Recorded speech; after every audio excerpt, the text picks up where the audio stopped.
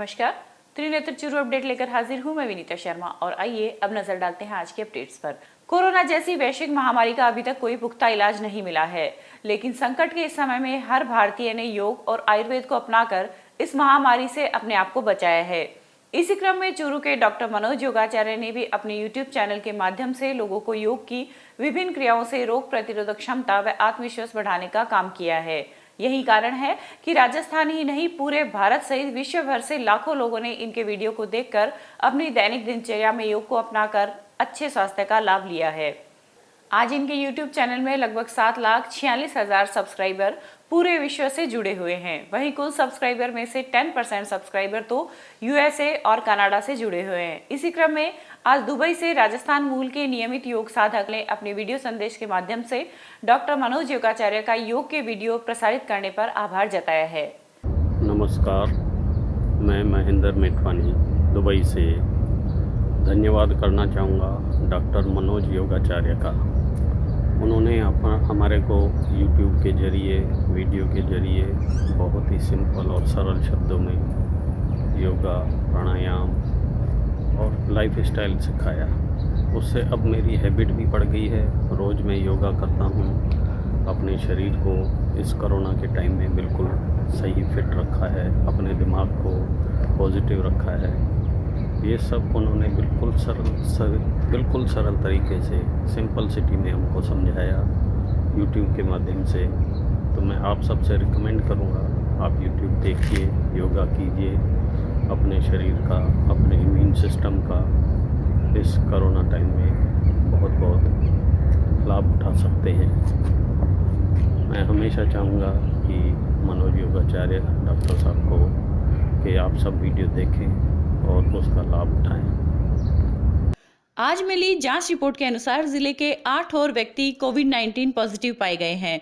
जिला कलेक्टर संदेश नायक ने बताया कि रतनगढ़ के वार्ड नंबर 1 का एक व्यक्ति व वार्ड नंबर 33 का एक व्यक्ति कोरोना पॉजिटिव पाया गया है। ये दोनों व्यक्ति मुंबई से लौटे प्रवासी है। इसी प्रकार बीदासर के पारेवड़ा गांव के 2 व्यक्ति कोरोना पॉजिटिव पाए गए हैं। वहीं सुजानगढ़ के जैतासर के 2 व्यक्ति व जोगलिया गाँव का एक व्यक्ति कोविड-19 पॉजिटिव पाया गया है। ये तीनों व्यक्ति तमिलनाडु से लौटे प्रवासी है। इसके अलावा चूरू के खंडवा का एक व्यक्ति कोरोना पॉजिटिव मिला है, जो मुंबई से लौटा प्रवासी है। कोरोना संकट के बीच प्रदेश में सियासी आरोप प्रत्यारोप का दौर जारी है। प्रतिपक्ष के उपनेता राजेंद्र राठौर ने प्रदेश सरकार पर प्रवासी राजस्थानियों की स्क्रीनिंग और जांच में लापरवाही का आरोप लगाते हुए कहा है कि सरकार की लापरवाही के कारण 888 लोग कोरोना पॉजिटिव आए हैं। वहीं राठौर ने खाद्य और नागरिक आपूर्ति विभाग की ओर से विभिन्न कैटेगरी के वंचित लोगों को लाभ देने के लिए करवाए जा रहे सर्वे पर भी सवाल उठाया। उन्होंने कहा कि घोषणा के बावजूद ना तो तय समय पर सर्वे पूरा हुआ और ना ही शहरी इलाकों में इसकी शुरुआत हुई। बुधवार को वीडियो कॉन्फ्रेंसिंग के जरिए पत्रकारों से रूबरू होते हुए राजेंद्र राठौर ने कहा कि 24 अप्रैल को रजिस्ट्रेशन पोर्टल की सरकार ने शुरुआत की थी, जिसके बाद से अब तक 22,17,000 लोग रजिस्ट्रेशन करवा चुके हैं, जिनमें 12,90,000 आने वाले और 9,27,000 जाने वाले हैं, लेकिन इनकी कोई व्यवस्था अब तक नहीं की गई है। वहीं 2,50,000 लोग तो अपने संसाधनों से ही आए हैं, जिनमें से सरकारी लापरवाही के कारण 888 लोग पॉजिटिव आए हैं। वैश्विक महामारी कोरोना के अंदर सबसे त्रासदी में गुजर रहा है राजस्थान का प्रवासी श्रमिक। और राजस्थान का प्रवासी श्रमिक जो राजस्थान में आया है 90% लुटपिट कर आया है, स्वयं के संसाधनों से आया है। और यहां आने पर राजस्थान की सरकार ने जिस प्रकार की स्क्रीनिंग उनकी करनी चाहिए थी वो नहीं की, और इसी कारण से कोरोना वैश्विक महामारी फैलती जा रही है। राजस्थान की सरकार ने जो मजदूर जैसी श्रेणी के 26 प्रकार की कैटेगरी के लोग थे, उनकी मदद के लिए जो सर्वे प्रारंभ करने की बात की, जिस सर्वे को आज ग्रामीण क्षेत्र में समाप्त होना था, 25 तारीख को शहरी क्षेत्र में प्रारंभ होना था। दुर्भाग्य है कि आज उस सर्वे का ऐप, पोर्टल और किसी प्रकार की तैयारी सरकार की नहीं है। जन आधार कार्ड के आधार पर, जन आधार के आधार पर जो सर्वे होना था, आज जन आधार से राजस्थान के लगभग 20% लोग ही जुड़े हैं, 80% जुड़े नहीं। प्रवासियों का तो बिल्कुल जुड़े ही नहीं है। इस प्रकार का क्रूर मजाक राजस्थान की सरकार प्रवासियों से कर रही है। और ऊंचा नगला भरतपुर में जिस तरह की नौटंकी हो रही है, मैं समझता हूं मानवता को शर्मसार करने वाली है। राजस्थान के मुख्यमंत्री को चाहिए कि राजस्थान के प्रवासी जो मूल राजस्थान के, उनकी देखें, नरेगा में किस तरह उनको काम मिल सकता है, उसके लिए उनके जॉब कार्ड की तैयारी करें। और केंद्र सरकार ने जो योजना बनाई कि हर प्रवासी को 2 माह तक 3500 करोड़ की भी योजना से खाद्यान्न मिलेगा, उसकी तैयारी करें तो बहुत बेहतर होगा, न कि अपनी सियासत के अंदर श्रमिकों के साथ इस प्रकार का क्रूर मजाक। कोरोना जैसी वैश्विक महामारी में देश में कोई भी व्यक्ति भूखा ना सोए, इसके लिए स्थानीय प्रशासन के साथ साथ भामाशाहों ने भी हर संभव प्रयास करते हुए मदद के लिए अपने हाथ आगे बढ़ाए हैं। इसकी वजह है कि देश में एकजुटता और वसुधैव कुटुंबकम को मानने वाली भारतीय संस्कृति। कोरोना काल को देखते हुए समाज सेवियों ने अपने भंडार खोल दिए हैं, जिसकी बदौलत देश में कहीं से भी ऐसी तस्वीर सामने नहीं आई जहां कोई भूखा सोया हो। इसी क्रम में सरदार शहर में लॉकडाउन व शहर में लगे कर्फ्यू के चलते ऐसे बहुत से परिवार थे जो यहां फंस गए थे, जिनके खाने पीने की कोई व्यवस्था नहीं थी। ऐसे में अखिल भारतीय किसान सभा ने मदद के लिए हाथ आगे बढ़ाया और जनता रसोई शुरू कर दी। जनता रसोई के माध्यम से न सिर्फ जरूरतमंद लोगों को खाना खिलाया जा रहा है, बल्कि मीलों का सफर नापने वाले प्रवासी मजदूरों जो कि सड़कों पर चल रहे हैं, उनको भी गंतव्य तक जाकर उनको भी खाना दे रहे हैं। इस कोरोना वैश्विक महामारी के लॉकडाउन के तुरंत बाद जो ऐसे लोग जो रोज़ कमाते रोज़ खाते, उनके सामने सबसे बड़ा जो संकट आया वो भोजन का आया। और अखिल भारतीय किसान सभा की तहसील कमेटी ने, यहाँ के साथियों ने, दूसरे SFI के साथियों ने मिलकर ये तय किया कि हम जो भी भूखे लोग हैं उनको खाना मुहैया कराएंगे। प्रशासन का भी आग्रह था कि अगर आप तैयार भोजन करवाते हैं तो वो प्रशासन के लिए बहुत बेहद अनुकूल रहेगा। इसलिए हमने यहाँ किसान मजदूर भवन में लॉकडाउन के तुरंत बाद जनता रसोई की शुरुआत की। और सरदार शहर में तो हालात बड़े विकट थे, यहाँ लॉकडाउन ही नहीं था, कर्फ्यू भी था, लेकिन उस कर्फ्यू के बीच भी यहाँ के कार्यकर्ताओं ने और हमारे भवन के पड़ोसियों ने, दूसरे सब लोगों ने यहाँ जनता रसोई शुरू की। और उस जनता रसोई के माध्यम से जो भी झुग्गी झोंपड़ी के लोग थे, जो भी दूसरे इलाकों से आए हुए लोग थे, जो भी SI लोग थे, उन तमाम लोगों को। और एक स्पेशल बात, देश में प्रदेश में कई जगह रसोइयों की चर्चा सुनते हैं, लेकिन वो रसोइया एक वक्त का खाना देती है, लेकिन यहाँ की कमेटी ने ये तय किया कि इंसान को भूख दोनों वक्त लगती है। इसलिए इस जनता रसोई की ये खासियत है कि ये सुबह 11 बजे और शाम को 5 बजे जो खाना जिनको देना है, जिनकी रिक्वायरमेंट है, उनके वहाँ तक पहुँचाती है।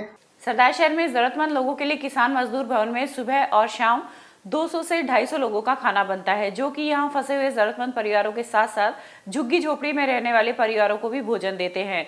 रसोई में काम करने वाले युवाओं का कहना है कि कोरोना जैसी महामारी को हम सब मिलकर ही हरा सकते हैं। हमारा यह फर्ज बनता है कि हमारे आसपास कोई भी व्यक्ति भूखा ना सोए, इसलिए हम दिन रात यहाँ पर भोजन बनाने का काम करते हैं। मैं पिछले लंबे समय से जनता रसोई में खाना बनवाता हूँ और सप्लाई करता हूँ, गाड़ी चलाता हूँ। वहाँ से कोई भी प्रशासन का या फ़ोन आ जाता है तो वहाँ जाके खाना तुरंत पुगाने का काम करते हैं और किसानों की खूब मदद मिल रही है। गांव में जाता हूँ तो अच्छी मदद मिल रही है। किसान सभा की तरफ से यह जनता रसोई चल रही है।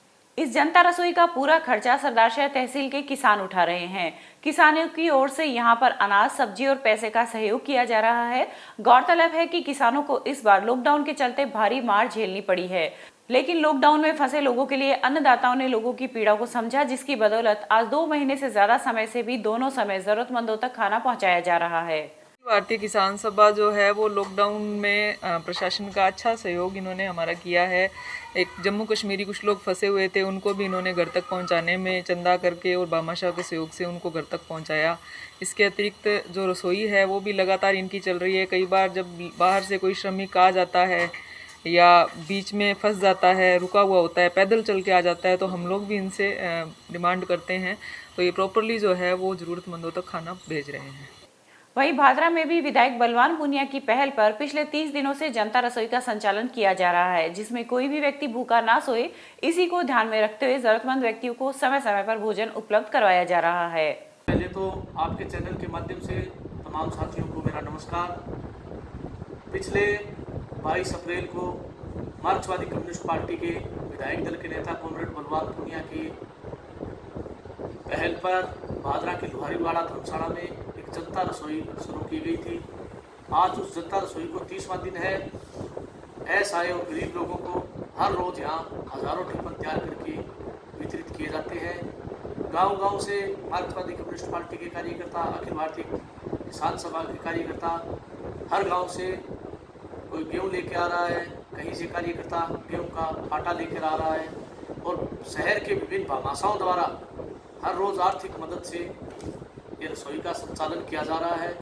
वैश्विक महामारी कोविड-19 के चलते इंसानों के साथ साथ कोई पशु भी भूखा ना रहे, इसी को ध्यान में रखते हुए जिला मुख्यालय से उपनेता प्रतिपक्ष राजेंद्र राठौड़ की प्रेरणा व भामाशाहों के सहयोग से लगातार चूरू विधानसभा में स्थित गौशाला में तरबूज की गाड़ियों सहित अन्य राहत सामग्री नियमित रूप से पहुंचाई जा रही है। इसी के तहत आज जिला प्रमुख हरलाल सहारण ने ग्रामीण क्षेत्रों में स्थित गौशालाओं के लिए तरबूज की गाड़ियों को रवाना किया।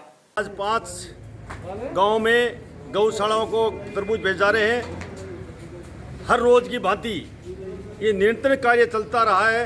राजेंद्र राठौड़ द्वारा प्रयास से कोई पशु पक्षी मनुष्य भूखा नहीं सोए, इस अभियान के साथ कोरोना हरे और चूरू जीते, इस अभियान के साथ ये आज 5 गौशालाओं को 5 गाड़ियां तरबूज भेजने का काम हो रहा है। नाकरासर, खारिया, सैनाली, सुरतपुरा और ढाढर। चूरू जिला मुख्यालय के बस स्टैंड से आज उत्तर प्रदेश के 92 मजदूरों को प्रशासन के सहयोग से उन्हें अपने घरों के लिए रवाना किया गया। यह सभी लोग यहां पर मजदूरी के लिए आए हुए थे, लेकिन लॉकडाउन के चलते यहीं फंस के रह गए।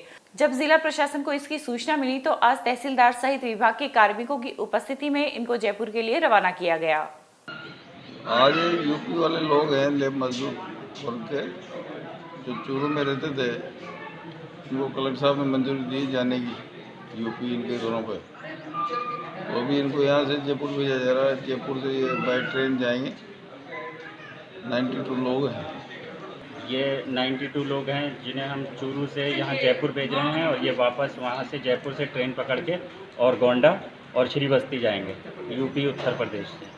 ये सारे लोग हमने इनकी जो है वो स्क्रीनिंग की है, इनको मास्क बांटे हैं, बिस्किट, पानी, चाय की व्यवस्था की है और हो सकता है खाने की भी व्यवस्था की जाए। खाने की व्यवस्था भी करा दी जाएगी। 1 बजे तक ये जयपुर पहुंच जाएंगे और उसके बाद ये वहां से ट्रेन पकड़ लेंगे। 3 बजे। Rajasthan state Ganganagar sugar mill के देशी शराब के डिपो से 28 लाख रुपए से अधिक की शराब के गबन के आरोप में सुजानगढ़ पुलिस थाने में मामला दर्ज हुआ है। वहीं डिपो इंचार्ज सुरेंद्र सिंह ने गबन के आरोप से इनकार करते हुए इसे चोरी बताया है। पुलिस थाने में Rajasthan state sugar mill Ganganagar के मदिरालय सीकर के उप प्रबंधक रमेश चंद्र बैरा ने रिपोर्ट दी है कि 18 मई की रात्रि को सुजानगढ़ मदिरालय डिपो के गार्ड ने फोन पर सूचना दी कि गोदाम के ताले खुले हुए हैं, जिस पर उच्चाधिकारियों को जानकारी दी गई। हर एक डिपो पे ना एक्साइज और गंगानगर शुगर मिल दोनों का जॉइंट लॉक होता है, दोनों की जॉइंट जिम्मेदारी होती है। पिछले दिनों यहाँ का जो स्टॉक था उसका वेरिफिकेशन कराया गया था, तो उसमें 1700 पेटी की कमी मिली है। उस पर आज पुलिस प्राथमिकी दर्ज कराई गई जांच करने के लिए और जीएसएम के 3 कार्मिकों को निलंबित किया गया है। यहाँ के कार्मिक को हटा दिया गया है, दूसरा आदमी लगा दिया गया है। डिपो में चोरी हुई है आप कहते हैं और विभाग का आरोप है कि गबन का, क्या कहना चाहेंगे? ये सरासर झूठ है। गबन नहीं हुआ है, चोरी हुई है। विभाग को चोरी होने की सूचना मैंने रात की 10-11 बजे सूचना सीआई मैडम को सूचना दी है, लेकिन मैडम ने रात को फोन नहीं उठाया है। फिर मैं थाने में जाके सूचना दी है। 11:30 बजे पुलिस आई थी, 2 गाड़ी आई थी रात को। उसने देखा देखे ताले नहीं बरामद हुए, 2 शटर के ताले 4 ताले टूटे हुए मिले हैं। हमारे को फ़ोन पर सूचना मिली कि गोदाम में 2-3 आदमी 10:30 बजे सूचना मिली कि 2 आदमी गोदाम में घूम रहे हैं। तो मैं अचानक आके इसको गोदाम के पास ही रहता हूँ, मैं गोदाम में आया था तो आदमी तो नहीं मिले, लेकिन मेरे गोदाम के शटर के ताले टूटे हुए पाए गए। तो मैंने सूचना उस अधिकारियों को दे दी थी। तारानगर में आज पूर्व प्रधानमंत्री स्वर्गीय राजीव गांधी की 29वीं पुण्यतिथि के अवसर पर युवा कांग्रेस के द्वारा रक्तदान शिविर का आयोजन किया गया, जिसमें कुल 51 यूनिट रक्त संग्रहण किया गया। इस मौके पर सभी कांग्रेसी कार्यकर्ताओं ने पूर्व प्रधानमंत्री की प्रतिमा पर पुष्पांजलि अर्पित कर उन्हें श्रद्धांजलि दी। पूर्व प्रधानमंत्री राजीव गांधी जी की 29वीं पुण्यतिथि पर हमारे यूथ कांग्रेस के प्रदेशाध्यक्ष मुकेश भाकर एवं हमारे लोकप्रिय विधायक नरेंद्र सिंह बुढ़ानिया के निर्देशानुसार हमारे विधानसभा क्षेत्र के अध्यक्ष विकास जत्रवाल ने ब्लड डोनेशन का कैंप तारानगर में संपन्न करवाया। उसमें युवा साथियों ने बढ़ चढ़ के भाग लिया एवं ये ब्लड डोनेशन करना, रक्तदान ये महादान है और सभी युवाओं ने एक साथ एकजुट होकर यहाँ 51 यूनिट ब्लड डोनेशन किया है। प्रधानमंत्री स्वर्गीय राजीव गांधी जी की पुण्यतिथि के उपलक्ष्य में और हमारे विधायक नरेंद्र जी बुढ़ानिया के आदेश और हमारे प्रदेश अध्यक्ष मुकेश भाकर के आदेश के अनुसार तारानगर विधानसभा क्षेत्र की यूथ कांग्रेस इकाई ने रक्तदान शिविर का आयोजन किया। इस शिविर में हमने 51 यूनिट ब्लड का डोनेशन किया और कोरोना की जो गाइडलाइन सरकार की है उसके अकॉर्डिंग सोशल डिस्टेंस बनाते हुए इस कैंप का आयोजन किया।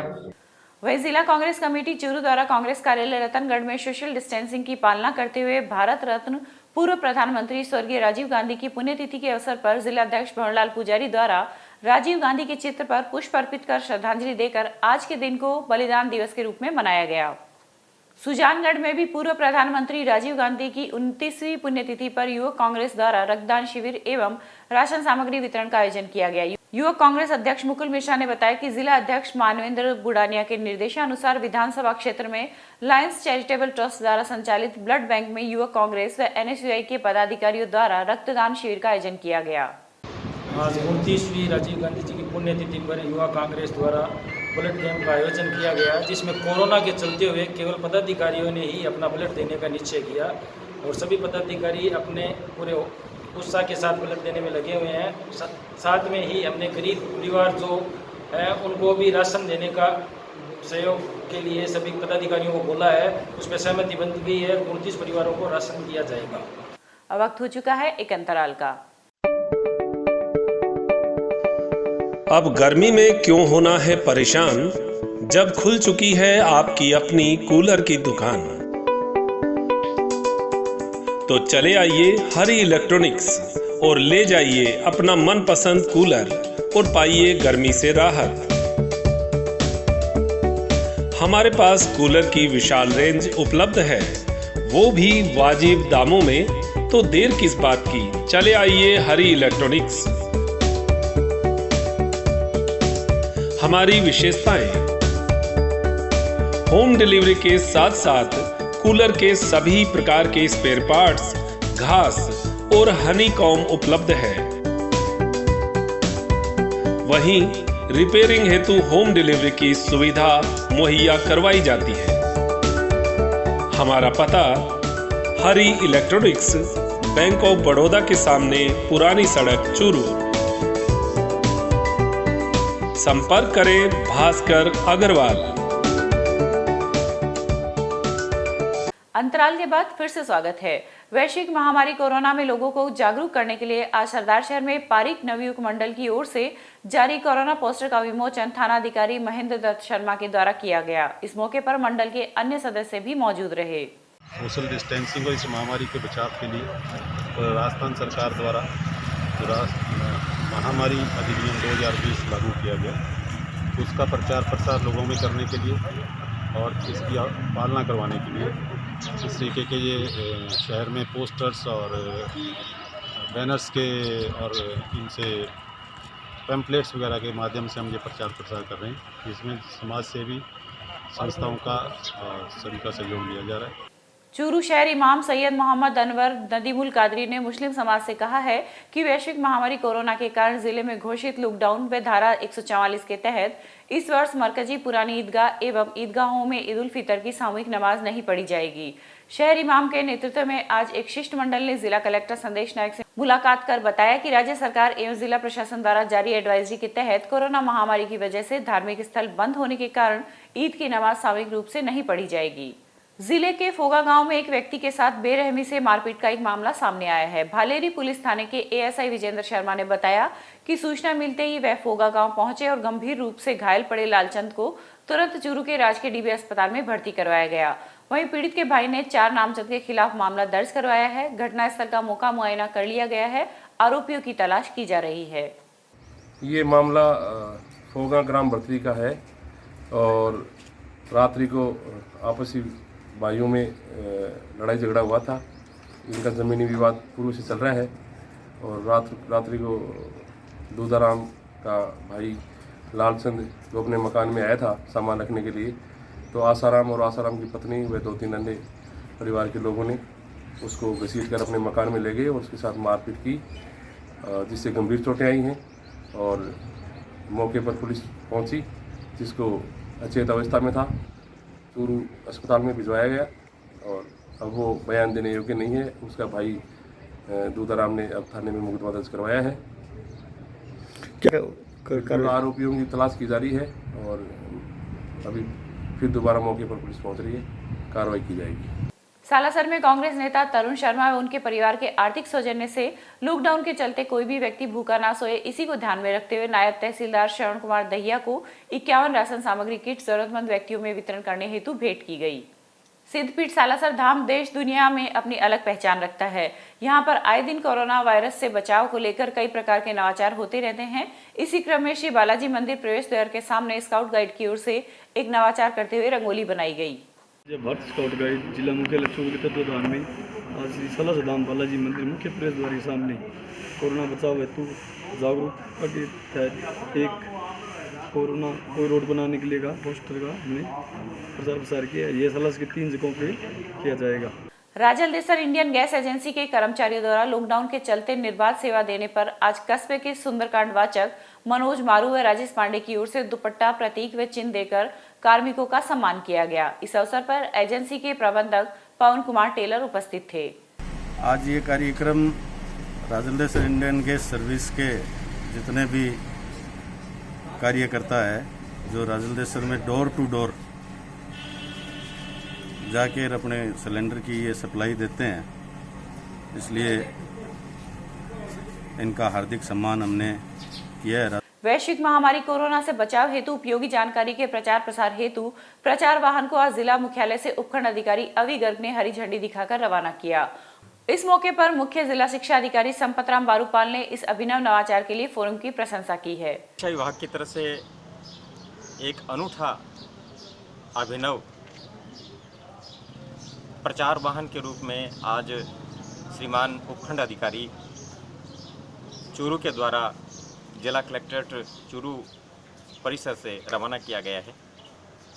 मैं आपको बता दूं कि ये पूरा प्रयास जिला पुरस्कृत शिक्षक फोरम चूरू के सौजन्य से हुआ है। राज्य पुरस्कृत शिक्षक जो फोरम है उनके द्वारा ये प्रचार वाहन चलाया जा रहा है, लोगों में कोरोना के प्रति जागृति लाने के लिए, उसके प्रति विकसित जो सोच है उसको बढ़ावा देने के लिए। और मैं बधाई दूंगा कि इन्होंने जो आगे बढ़कर ऐसा कदम उठाया लोगों को जागरूक करने के लिए। अभिभाषक संघ के अध्यक्ष पवन कुमार शर्मा ने बताया कि लॉकडाउन के चलते जरूरतमंद सदस्य अधिवक्ता गणों को आर्थिक सहायता मिलेगी। जिला अभिभाषक संघ चूरू के ऐसे जरूरतमंद सदस्य अधिवक्ताओं को राजस्थान क्षेत्र के लिए बार काउंसिल ऑफ इंडिया की कमेटी के द्वारा आर्थिक सहायता प्रदान करने हेतु आवेदन मांगे गए हैं। इस हेतु जरूरतमंद सदस्य निर्धारित प्रारूप व परिपत्र में आवेदन कमेटी के किसी भी सदस्य को 29 मई 2020 को शाम 5 बजे तक PDF प्रारूप में व्हाट्सएप व ईमेल के माध्यम से प्रेषित कर सकते हैं।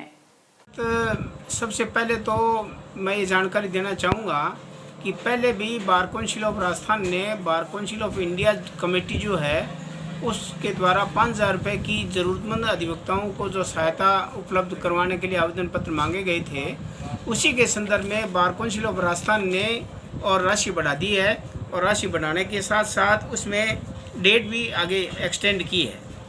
इस संबंध में कल ही बार काउंसिल ऑफ राजस्थान से सूचना प्राप्त हुई है और उस सूचना के तहत बार काउंसिल ऑफ राजस्थान भी 31/5/2020 तक एप्लीकेशन फॉर्म मांग रही है और ये 31/5/2020 तक वहाँ एप्लीकेशन फॉर्म पहुँचने आवश्यक हैं। इसलिए हमने ये निश्चित किया है कि पहले ही जो कमेटी गठित की गई थी उन्हीं कमेटी के सदस्यों को ज़रूरतमंद अधिवक्ता 29/5/2020 तक सायं 5 बजे तक अपने आवेदन पत्र दे सकते हैं और आवेदन पत्र के लिए ये स्पेसिफिक निर्देश भी दिए गए हैं कि PDF फाइल बना करके आवश्यक प्रमाण पत्र जो है वो भी संलग्न करने जरूरी हैं। ये था आज का चूरू अपडेट। कल फिर हाजिर होंगे नई अपडेट के साथ। अब दीजिए इजाजत। नमस्कार।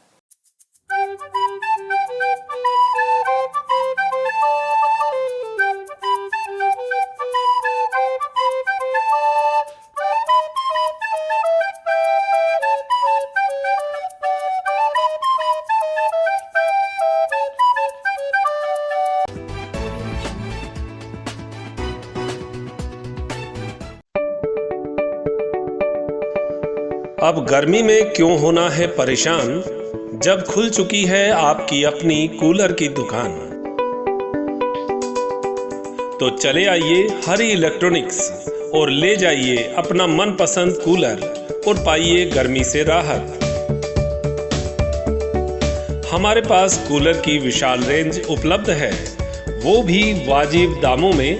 तो देर किस बात की, चले आइए हरी इलेक्ट्रॉनिक्स। हमारी विशेषताएं: